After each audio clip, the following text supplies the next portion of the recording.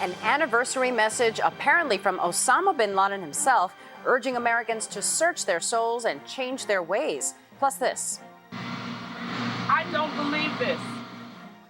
Parents and children are turned away from dozens of schools on what should have been the second day of classes. And pumping up with illegal drugs. Police say that was the workout routine at a pair of area gyms. You're watching NBC4 HD. And now, Linda Vaquero, David Ushery, Janice Huff, and Bruce Beck. This is News Channel 4, live at 5.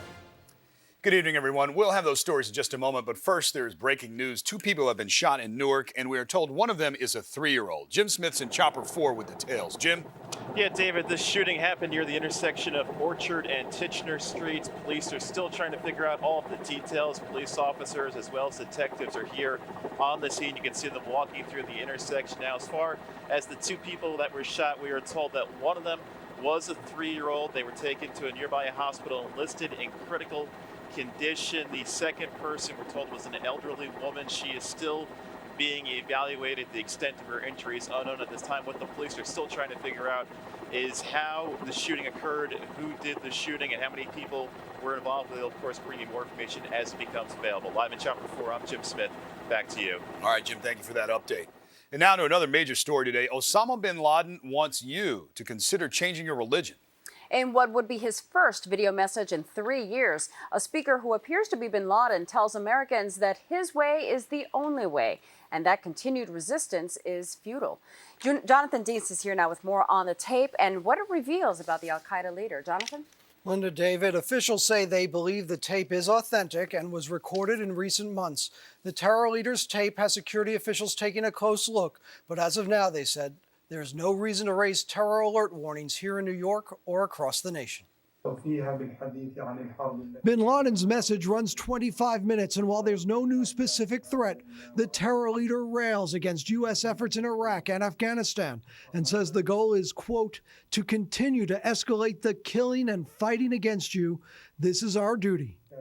And the tape is time specific. Bin Laden refers to the election of a Democratic Congress this past fall, but said that has done nothing to stop the fighting in Iraq. The head of the U.S. Department of Homeland Security's Intelligence Division is in New York today and had this reaction to the tape.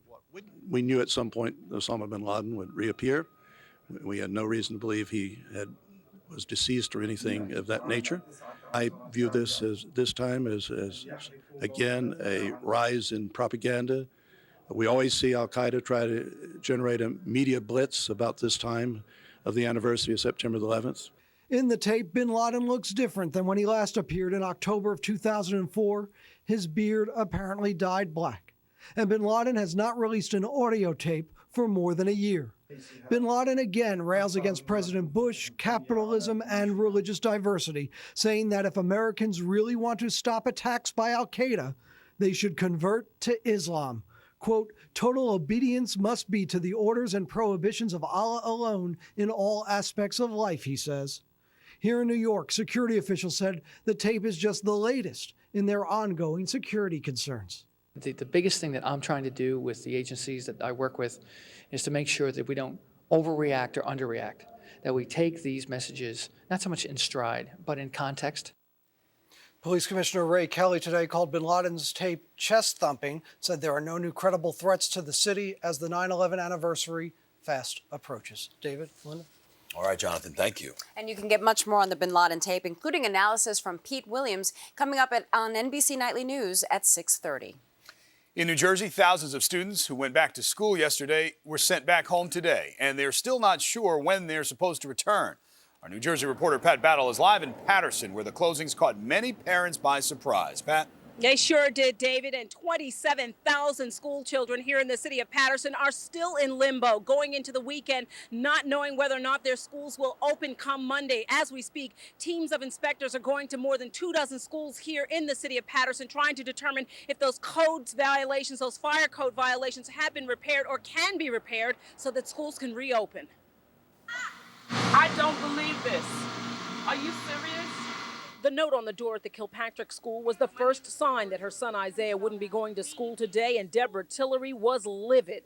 There are no school officials out here to tell me, okay, ma'am, well, take your son over here, take your son over. What are we supposed to do? That question echoed all over this city by frustrated parents who brought their kids to their second day of school only to find the doors locked. Late yesterday, Patterson Mayor Joey Torres ordered 26 city schools closed because of fire code violations he deemed eminently dangerous. The school superintendent decided to close all 52 schools to cut down on chaos and confusion. But clearly that was not the case, as dozens of parents did not get the word. News Channel 4 found this little girl all by herself outside her school and called her mother. Because I ran back over here like, oh my God, she's over there by herself. I don't know what she's doing, if she's gonna, because she would have just went crazy. So I thank you. Thank you so much for calling me. What was they doing all summer long? I'm a taxpayer. I'm a mother. I'm a working mother. I have 2 kids in public school. And school and city officials point the finger at each other for the debacle. The mayor says the district was told repeatedly to repair fire code violations, from sprinkler systems to broken elevators. And as recently as August 9th, they were assured the work had been done. But recent inspections proved otherwise. The mayor says criminal charges could be forthcoming, but others say this is all politics. The mayor and state superintendent are in a power struggle. our kids are Did in they the know street. this before the day after before school? They should have known. If you know our buildings are how bad they are. Right. You can find a fire code violation anywhere. Right. So clearly, if you're sending in a team of people, you're looking for a fire code violation. You're trying to do this deliberately. Right. This is not a political issue. This is a question of public safety and safety for the children. Others claim Torres is trying to deflect attention from a tax revaluation that drew protesters to City Hall this afternoon while he held a press conference on the other side of town. We're going to work around the clock and do whatever is necessary to assure that we're going to open up the schools as soon as possible. Now, the mayor had said he expected to come back out about 3 o'clock and update us on that action plan. Clearly, that did not happen. So stay tuned to News Channel 4 throughout the weekend. We'll bring you updates on when these schools, 27,000 kids, might go back to class. Reporting live from Patterson, I'm Pat Battle, News Channel 4. Thank you, Pat. Operation Dumbbell is what police call their investigation into steroid and other drug dealing at area gyms. Tim Minton is live in Kew Gardens to tell us who got a lift to the courthouse. Tim? Linda, the investigation started with undercover drug buys in several places. 18 months and dozens of arrests later, it's wound up here at arraignment court. Police and prosecutors called it Operation Dumbbell, presumably because it was centered around selling drugs and steroids at 2 gyms. They can run anywhere from $10 to $50 a pill to $100 for bottles. Dumbbell apparently not a reference to the intellect of accused ringleader Gregory Kovar, busted at his scenic home by detectives. Kovar, dressed only in his undershorts, climbed out the window and fled to the roof of a neighbor's house. From there, he could see the waters of Long Island Sound a block away, and moments later, 2 NYPD detectives right in front of him. Kovar and 61 others, including his wife, are charged with sale of controlled substances and other crimes. Among the defendants facing between 2.5 and 20 years in prison, Cindy Checkmate Serrano, currently the 9th-ranked American female junior lightweight boxer and a member of Envy Us Gym in College Point. Once called the Bada Bing, it and Powerhouse Gym in Flushing were shut as nuisances yesterday by court order. I think it's fair to say that they were nothing more than fronts. Evidence of the ring's alleged success, $40,000 in seized cash and exotic cars, including a Bentley and motorcycle that police say were not kept in a garage. Bought 2 duplex condominiums and cleared out the lower floor so that he could look at his Bentley and his motorcycle whenever he chose to do that. Kenneth Schreiber is the Kovar's defense attorney. Is he the head of an operation that's been dealing in steroids and drugs? Absolutely not. Absolutely not. What the police commissioner and the police department is looking for are scapegoats, people that they can put in the box on cases like this. Also arrested a former police officer fired by the NYPD last year because of an unrelated allegation. Benino Mercado is now charged with selling drugs at one of the gyms where the DA says working out was more about working. And late this afternoon, a judge here has sent many of the defendants back to jail with no bail, despite the involvement allegedly of a female champion boxer. In this case, Commissioner Ray Kelly said today that there is no indication from the investigation that there is a steroid connection to that sport. We're live in Kew Gardens at the courthouse. Tim Minton, News Channel 4. Tim, thank you. The Mount Kisco police officer charged in the death of an immigrant put up one of his two houses to make bail. George Bubaris pleaded not guilty to manslaughter yesterday. He was given until this morning to raise $100,000 for bail. Today, he walked out of jail with his attorney, Ed Hayes, who says Bubaris is a scapegoat. Hayes says he's confident Bubaris will be found not guilty in the death of Guatemalan immigrant Rene Perez. I'd rather have, if I was going to pick a jury, I think I'd like to have 12 Guatemalan immigrants sit in judgment on him, frankly. Perez was found beaten to death along the side of a road in Bedford in April. Mike Nifong, the disbarred Durham, North Carolina district attorney, is spending tonight behind bars. The prosecutor who led the now discredited legal campaign against 3 Duke lacrosse players reported to jail today. He was found in contempt of court last week for lying about DNA evidence in the rape case, which has since been dropped. He will serve 24 hours in jail. A judge found Nifong broke at least 24 state rules of professional conduct. And the 3 young men Nifong falsely accused are seeking $30 million from the city of Durham. David Evans, Colin Finnerty, and Reed Seligman are asking for $10 million apiece. They also want Durham to create a position to oversee complaints of prosecutorial misconduct. If their terms aren't met, they'll file a lawsuit against the city early next month. A teenage mother is facing serious charges, accused of leaving her 4-day-old infant inside a shoebox. Investigators say they discovered the baby girl living in deplorable conditions inside a Bed-Stuy apartment this morning. They say the apartment on Marcus Garvey Boulevard was infested with roaches and filled with garbage. The mother is identified as 19-year-old Janella Vaughn. She's charged with endangering the welfare of a minor. Police say they also found a semi-automatic pistol and cocaine in the home. And in New Jersey, there are accusations of modern-day slavery. 2 men and a woman are charged with smuggling at least 20 young girls and women into the U.S. from Africa. Police say the suspects forced women to work at hair braiding salons in both Newark and East Orange. The apparent victims are from the African nation of Togo. They said they worked braiding hair often 14 hours a day, 7 days a week without pay. The accused smugglers face up to 10 years in prison if convicted. Paisley Chang will have much more on this story coming up on News Channel 4 at 6. A judge has refused to toss out the case against 3 police officers involved in the Sean Bell shooting. A state Supreme Court judge denied the motion by Michael Oliver, seen here at the courthouse, as well as Jessica Isnora and Mark Cooper. Bell's fiancée, Nicole Polt Bell, was also at court. Officers Oliver and Isnora have pleaded not guilty to manslaughter charges in the November 2006 shooting. Cooper faces reckless endangerment charges. The British woman who made a global appeal to find her missing daughter has now become a suspect in the case.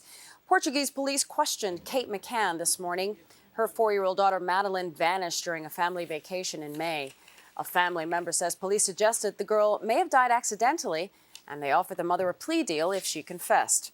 This comes after investigators say they found traces of blood in the couple's car.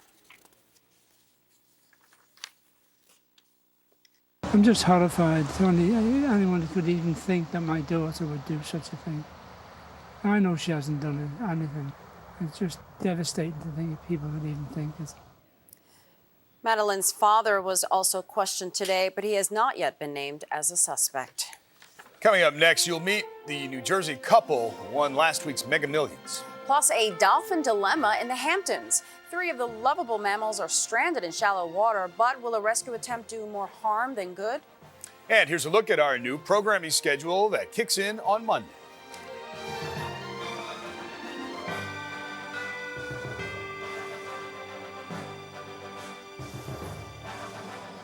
Want your celebrity dish before dinner? Extra's breaking news right now. Get your entertainment news hours earlier. 5 o'clock on NBC4 HD. Extra moves to 5 o'clock starting September 10th on NBC4 HD. 3 bottlenose dolphins are stranded in shallow water on Long Island in the same place where a group of 20 were marooned in January. Greg Sergel is live in East Hampton, where animal rescuers have now decided they must let nature take its course. Greg? David, the last time we were here, it was about 60 degrees colder than it is now. But other than the weather, the circumstances here very similar tonight. A group of dolphins have chased food into this inland creek from the open ocean, and for the time being have not been able to find their way out. What is different this time, though, is that marine biologists are far less concerned about the dolphins' immediate safety. They're taking a wait-and-see approach on how to respond here. Their fins look like no more than specks on the horizon. But still, the curious are lining the shore here at Northwest Creek, anxious for a glimpse of the 3 dolphins apparently stranded here. Well, I'm surprised also that they found their way back in, and we hope they find their way back out. That hope was the same last January when some 20 dolphins were stranded in this very same creek. There's 3 over there. Large crowds turned out to see the dolphins then, but while the numbers are much smaller this time, marine biologists from the Riverhead Foundation are still urging people to give the dolphins their space, even shooing boaters from the area. Our concern is if we have more activity out there on behalf of the public, that can invoke other stress, and if people are out there harassing these animals, then that will be problematic. DiGiovanni wants to avoid a repeat of this. At least a dozen dead dolphins washing ashore last January. This time, however, circumstances are different. The dolphins face no immediate threat, and as a result, there are no plans for a rescue effort like the one that attempted to drive the dolphins from the creek. In January, we had a number of factors working against us. The cold weather, the fact that the creek was expected to be freezing over, there was no food in the area. Well, now we don't have those problems. So for now, rescuers don't expect to add more dolphins to the tank already holding Sea Breeze, another bottlenose dolphin pulled from a canal in Belmore last July. They expect these dolphins to find their way to safety. The creek is kind of difficult to get in and out of. There's a large sandbar as you're leaving it, so hopefully they'll be able to find their ways back out. Now, that last guy was one of the rescuers who back in January were able to save only 8 of the 20 dolphins, a very frustrating experience for the rescuers. Again, no rescue effort planned so far here. Officials, researchers say for now they'll just monitor the dolphins' comings and goings, and hopefully they'll find their way out on their own. We're live in East Hampton. Greg Sergel, News Channel 4. We hope so. Thanks, Greg. A retired New Jersey couple is moving to Easy Street. The couple from Lawrenceville bought a winning Mega Millions jackpot ticket last week, and it turns out Sandra and John Bolosky had one of 4 winning tickets. The total jackpot is worth $330 million. They opted for the one-time cash option. Everyone does that these days. So their share of the winnings is about $48 million before taxes. Still quite a chunk after taxes. Yes. John Bolosky says he's already bought himself a brand new pair of pants. Wow, big spender. Oh, yeah. I'm sure it'll be a lot more. You better take it easy. That's right. Congratulations. We will be talking college football when Live at 5 continues. Scarlet Knights get set to take on Navy. Bruce Beck will be live in Piscataway. And Janice tells us it sure won't feel like fall football weather this weekend.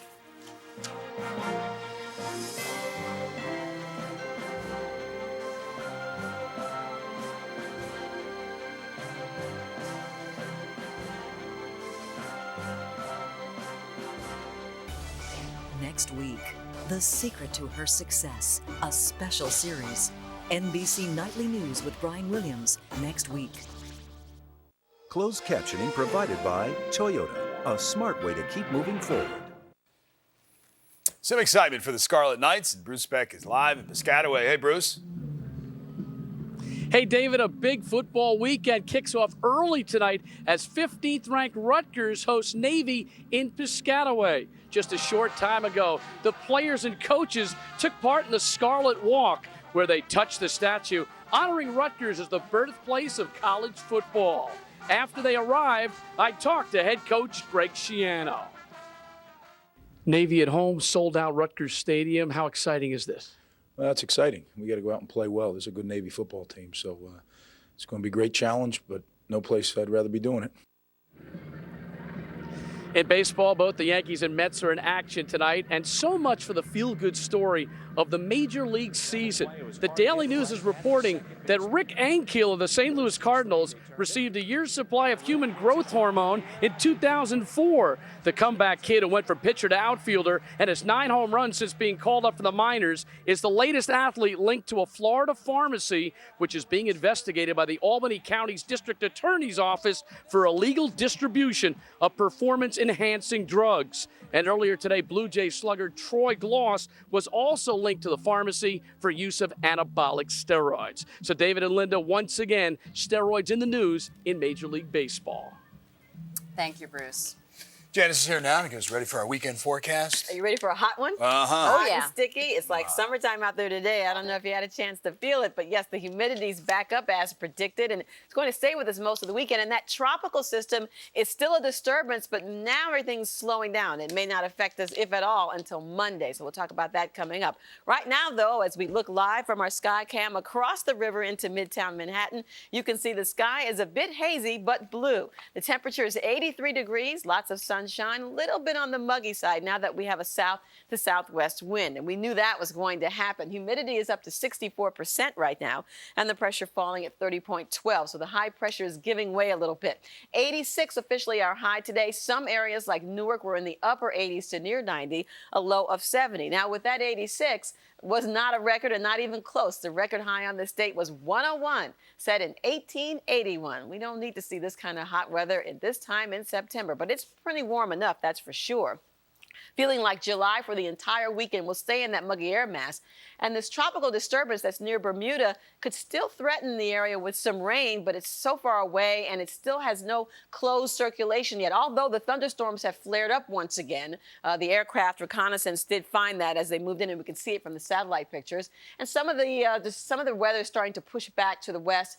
But as it does, it will mainly affect the mid-Atlantic coast first. It looks like maybe Monday into late Monday, we could have some heavy rain with this. And it's possible that they could issue some watches along the southeast Atlantic coast because of this storm. But it's still not a tropical depression yet, no names or anything. Then we have to deal with a cold front up here that's also coming. So that's going to kick off a few showers and storms in our area too.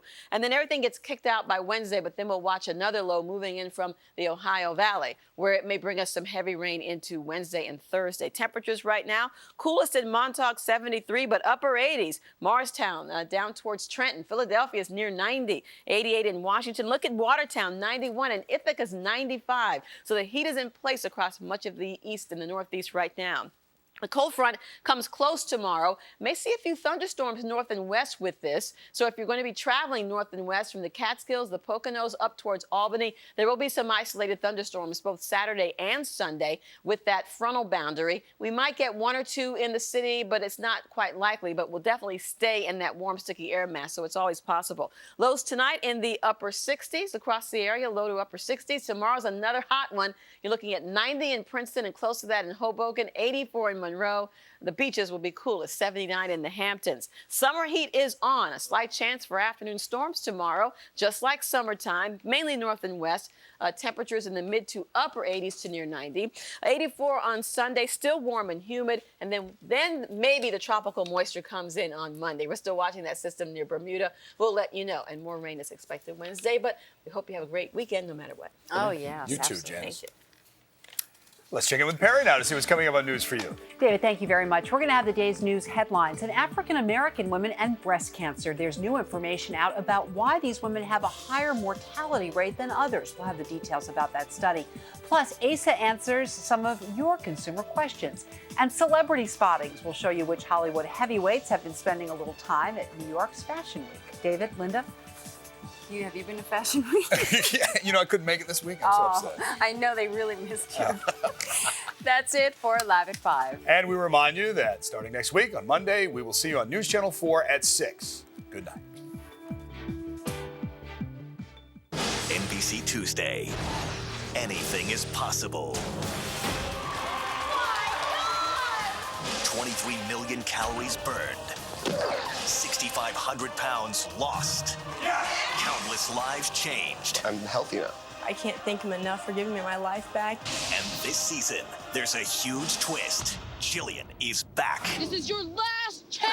The 2-hour season premiere of The Biggest Loser, Tuesday, 8/7 Central on NBC.